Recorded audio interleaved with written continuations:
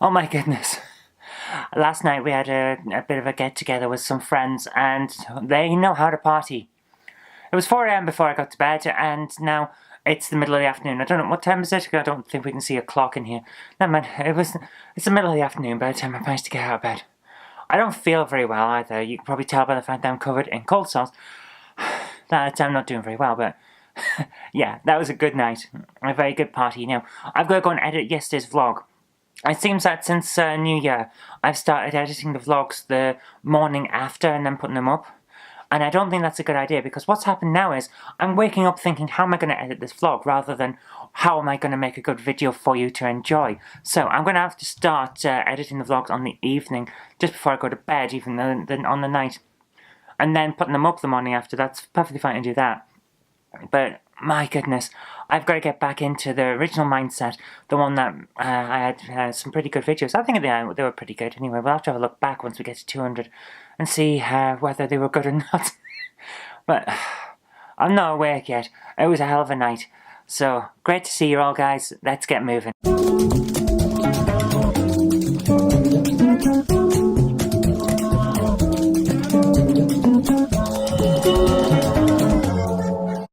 I'm not exactly dolled up to the nines today, because I'm having kind of a day off in terms of things I'm doing. Mostly I'm going to be behind the camera, because Jen has reached a milestone for her vlog, not for her vlog, for her channel. She's got 300 videos, and as a result she wants to do a kind of retrospective, which is pretty good. I think that's a great idea. So she's been spending the afternoon while I've been working on yesterday's vlog, putting together a list of the older videos that she wants to talk about. Now we're going to do a retrospective with clips from those, and she's going to talk about the way everything's changed and the improvements she's made to both her railway set and the her model railway, and her channel itself with presentation editing and all that. And then a look to the future, I think, so that'll be interesting.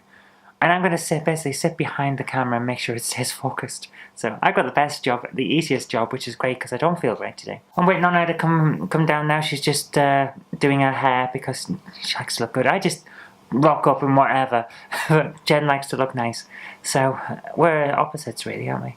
Right, you're out. Locked and loaded. That's recording. The things I have to do for her. Yeah, all I can smell from behind is that this crispy breath from behind me. Alright, well, I'm gonna have some. Well, one. Oh, what's that? You want me to have yours? Okay. Are we ready? Are we ready? So professional. You should have been on set an hour ago. I asked them specifically for a sideways baseball cap so we could do it 90s style, but they said, well, all we can find is a normal one. You just have to turn it round sideways and see if that works. You know, you've got an awful lot of train stuff up there. Yeah, it's alright. Just alright. You're covering the house in train stuff, but it's just alright. Hey, you said you liked it. I said a lot of things, babe. You don't know, man. You went there. Down at the town hall again doing work.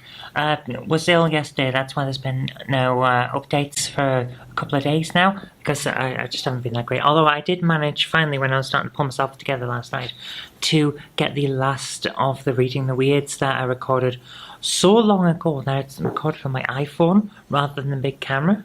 So that's interesting, that's how long it's been. But that's all ready to go up on Thursday for Reading the Weird. And like I said, I've just been down in town doing my work here at the town hall. But catching up on the newspapers before I go, I'm having a cup of tea and catching up on the papers. And it seems that there's a petition to stop UKIP from having their conference in Bolton. Now, I've seen many protests against the Conservative Party from leftists who hate us. They think we're evil, like we're spawn of Satan, just because we don't agree with them. And as a result, I've seen firsthand what happens when you try to hold views that some people don't like. They really hate you and want to drum you out of town. So I'm going to say, stop it right now with this idea that UKIP can't have a conference. Yes, they may have ideas that we don't like. I don't like them. I think a lot of their stuff is racist, homophobic, and just bigoted in the extreme.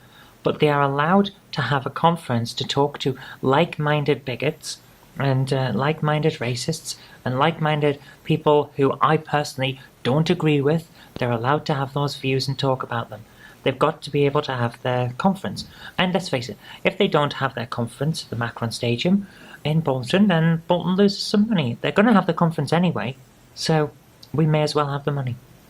That very pragmatic approach there, but at the same time, you can't just say, "Oh, I don't agree with your views, therefore you are not allowed to talk about them."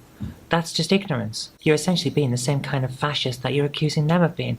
You don't get anywhere by just saying you can't say something. You have to be able to debate them, and if your arguments are better than theirs, then you win. Now, obviously, I'm not saying that anything goes here.